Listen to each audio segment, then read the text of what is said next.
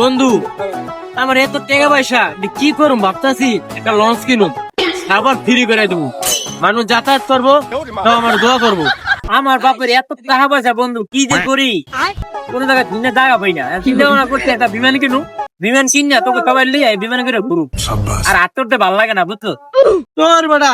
তুই আমার বাবার বেটা 5টা বাড়ি ঢাকা চর, বাবার বেটা আর খরচা করার কোনো জায়গাই নাই। আমি চিন্তা করতেছি 2-3 হাজার ফকির মিষ্টি দাওয়া তুমি রান্না খিলে দেবো গরু পেটটা।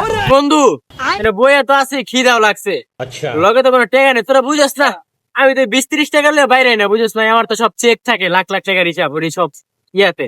20টা টাকা দে চা খাই। আরে বন্ধু তুই এমন টাইমে টেকাটা চালি, আমার ভাই তো টেকা পয়সা অভাব নেই, মানি ব্যাগ বেটা ভুলে পাশে তুই দিবু। আরে 20 টাকা দে, তো বলে 20 টাকা চা খাইবো। আরে বন্ধু আমার লগে তো একটা টাকা নাই।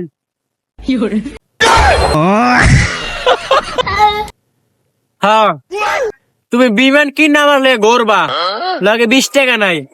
আর দীপু সাহেব আমনে 2-3 হাজার ভিক্ষু খিলাইবেন, আর ফকির করেন কেন? হ্যাঁ তুমি কোন বালা লাইছো, তুমি লঞ্চ কিনা সবাই ফ্রিতে নাও, আর 20 টাকা দিয়ে চা খাবা, আমার কাছে চাও, ওর কাছে যাও। তুমি আমার কাছে বড় বলতো।